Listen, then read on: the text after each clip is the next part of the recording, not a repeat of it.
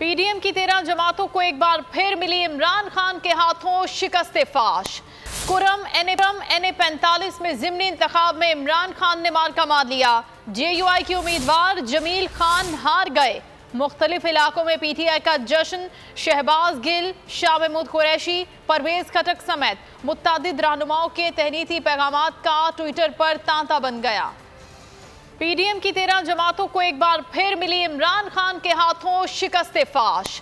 Kurram N 45 में ज़िमनी इंतखाब में इमरान खान ने मार्का मार लिया। JUI के उम्मीदवार जमील खान हार गए।